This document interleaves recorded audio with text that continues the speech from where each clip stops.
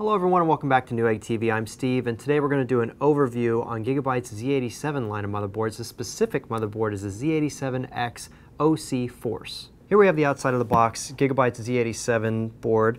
It is the OC version, which means it is their overclockable board. Overclocking motherboard, excuse me. This is going to support the Haswell-based CPUs from Intel. That is their 4th generation CPU. And it is the 1150 LGA socket. I'll flip to the back here and take a look at other things that this board has before I open the box. It comes with an OC brace, which basically means if you're going to do this as a test bed, you're going to have a little bit more solid connection for the stable way of supporting the cards as you pop them in each one of the slots, especially if you're going to go 4-way SLI. Gives you a little bit more stability for those cards to have something to hold on to if you're not having it in a chassis. Of course, they've also added 2 new dual water silent fans. Basically, you can put in your water loop here. I'll show you more about that a little bit later, but here's where you'd hook in the water. It's also got 15 micron gold-plated CPU memory and PCIe sockets, essentially giving you better connection to each one of those components. They're also using the all-IR digital power design, which basically means that they're using International Rectifiers PWMs with power IR stage ICs. And this board, of course, like many other Gigabyte boards, have double copper PCB, giving you lower temperatures and a little bit better overclocking. Down below that we have the OC Touch, which is essentially their buttons on the board itself to allow you to change the CPU ratio, the BCLK, and other parts of overclocking without having to be in the UEFI. Look at that a little bit more a little bit later. Here we have some dip switches for the PCIe sockets themselves. So if you're running all 4 cards and you want to quickly shut them off when you're going to do some of your benchmarking, you could do that without actually pulling out the card. Just switch off the actual slot directly from that.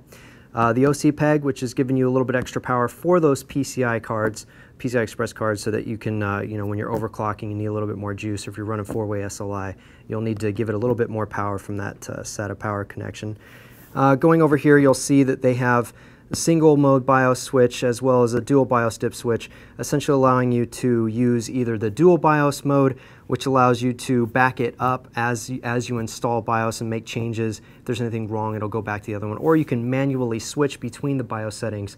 That way you can allow it to boot up on one and then switch it over to your overclocking settings on the other. Let's open up this box and take a look at some more of the accessories. Okay guys, we have a ton of accessories. I'm going to go through them as quick as I can. First off, we have the 3.5-inch bay tray that's used for the USB 3.0 connector. There is actually a 20-pin connector that would go directly into the motherboard here. Some mounting screws that come with it, and this tray will just help you get that front access, the 3.0 USB, in case your chassis doesn't have those on the front header. Moving along, we do have an 802.11 ABGNN, a dual band 2.4 and 5 gigahertz expansion card for the motherboard. It does have a Bluetooth 4.0, 3.0 high speed, and 2.1 enhanced data rate chip inside too, and it is PCIe X1, as you can see. It will require that you have this USB header connected to the port on the motherboard itself, the actual FUSB port. I'll show you that in a moment, and going to a 4-pin that would go right into the back of this this card right there. On top of that, it does come with, of course, the external antenna, giving you a little bit more range, and the 2 gold-plated connectors on the back here that would screw right into the back of this card. Moving along, we do have this OC bracket that I mentioned before that basically allows you to give your cards a little bit more rigidity, because you'll be able to attach it directly to the PCB, and then the cards will slide into place and be able to attach at the top here in case you're not using a chassis at all.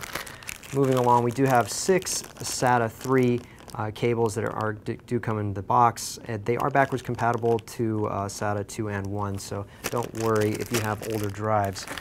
Moving along, I'm going to the SLI bridges here, 3-way SLI and 4-way SLI, both PCB-based bridges, so a little bit of rigidity with those. Moving along, we do have some multimeter lead connectors so that you can connect your leads to the actual motherboard to verify and test different voltages. I'll show you more about that in a little bit because you actually don't need these if you don't want to use them on this particular board. Then we have the Motherboard Io Shield and a Gigabyte badge, as well as 2 DVDs. One is for the utilities, and the other one is for the drivers, although I recommend going to Intel's site and or Gigabyte's site to get the most up-to-date versions. On top of that, we also have the multilingual installation guidebook, as well as your user manual. Did forget to mention that there are 2 SLI one SLI and 1 Crossfire ribbon bridges, so that if you decide to use 2 graphics cards, you definitely have these bridges. They will stretch across to 3 different PCI Express slots. Did want to mention first off that here's the OC bracket that I mentioned before, so you can attach that directly to here. These 2 screws, the hardware comes inside. That way you can attach your PCI Express cards without having to worry about them flexing or folding, without having them properly down and screwed into a chassis. Now, if you notice on the back of the PCB here, it is flat black, and there are several Phillips head screws. So if you decide yourself that I don't want to use the hardware that Gigabyte's currently using, you can unscrew them and replace them with something else. I'm flipping this right around actually to the corner here. I don't know if you can see that, but there are a total of 10 SATA 3 ports. 6 of them are native with the Z87 chipset, capable of RAID 0, 1, 5, and 10. 4 of them are controlled by the Marvell 88SE9230 chip, capable of RAID 0, 1, and 10. There is a very small CMOS button here. It's tough to tell. And you'd put that obviously to clear the CMOS, excuse me.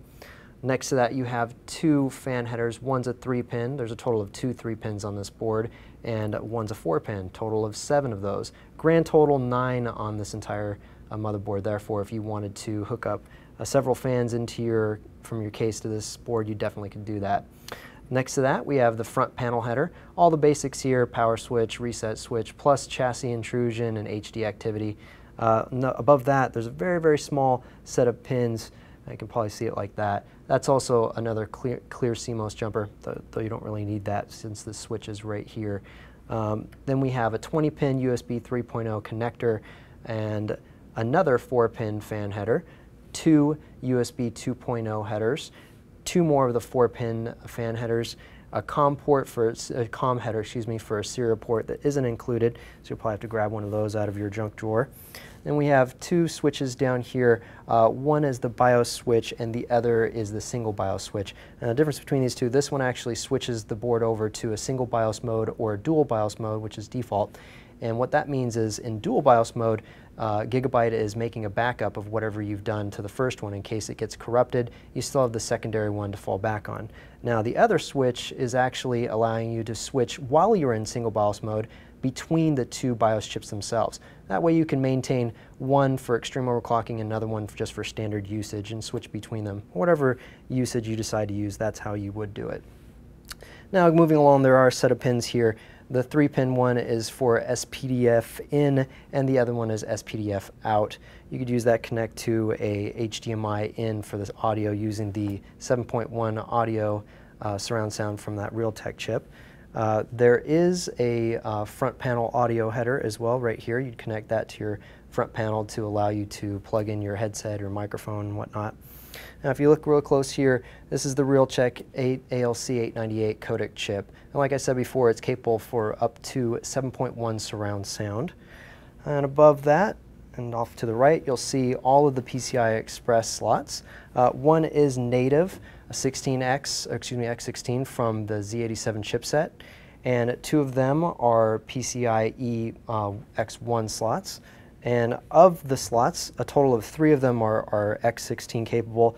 These 2, this third one, and there are 2 that are 8X, these 2 right here. Now, next to this PCIe slot, you'll actually notice there's 2 very small chips with blue and purple ink dabbed on them. That's actually both BIOS chips. You'll also notice that they're soldered in, so you won't be able to remove them for any reason in case there's something wrong or you want to replace them. You'd have to just stick to the 2 that are currently there. Moving to the right of that, you'll notice the large heat sink here.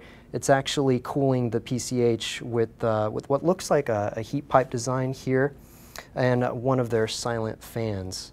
To the right of that, you'll see the battery providing power for the CMOS, and keeping the clock on time, as well as all of your settings from being erased. Next to that, you'll see the OC peg power for that's basically giving supplemental power to the PCIe lanes, and a little more stability when you use 2 or more graphics cards. Up here you'll notice another 20-pin USB 3.0 header. You'll need to use this one if you decide to take advantage of the on-off charge to function, which basically allows you to charge your USB devices while the system is off. Next to that, you'll notice the second 3-pin fan header, as well as these dip switches that will allow you to manually shut off specific PCIe slots. Above that, you'll have the 24-pin ATX main power connector. A minimum of 500 watt power supply is going to be required for this, guys, so keep that in mind, especially if you decide to add a lot more stuff to this than what's standard. Then we have an 80-port debug display. It's going to help you when you decide to debug whatever could be going wrong in the system, hopefully very easily with this coded system. Next to that, we have all these buttons. This is actually the overclocking buttons themselves, and the reason why this board is considered or has the OC badge from Gigabyte. First, we have the OC ignition, which basically maintains power to your board and connected components while the system's shut off. Next to that, you have your tag button, which allows you to switch to your tag profile that you set up in BIOS. You can use this switch to instantly switch to that profile after clearing CMOS. Then we have turbo button, pretty straightforward there. Loads the most optimized Gigabyte overclocking config for your CPU and memory configuration. Next to that, of course, we have the power switch. And down below here, this little white one, that's the reset switch. These buttons here, these 5 are the most important. You have the plus and minus, which would be the CPU base clock frequency going up and down. Then we have this set, which is the CPU ratio going up and down. If you were to hit the gear button, that would change your frequency every time you hit the button up 1/10 of a megahertz as opposed to a full megahertz. That way you can get yourself locked into a particular overclock and then start fine-tuning it from there to slowly dial it in exactly where you need it to be. Below that, you're going to notice this little switch. It's actually fairly important too. It's the OC trigger.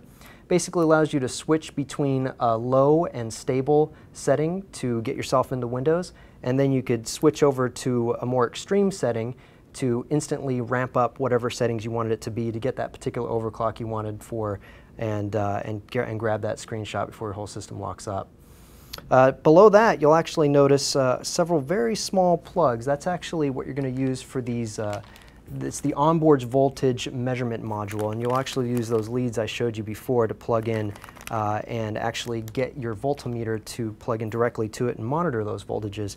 You can monitor the VCore, VDIM, and such down at the bottom.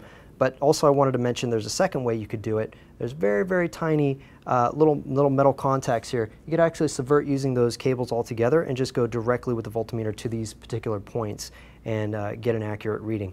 I'm going to turn this board around a little bit so I can get a better look at it. We'll go to the top, and you'll notice there's two of the 4-pin power connectors, the fan headers, excuse me.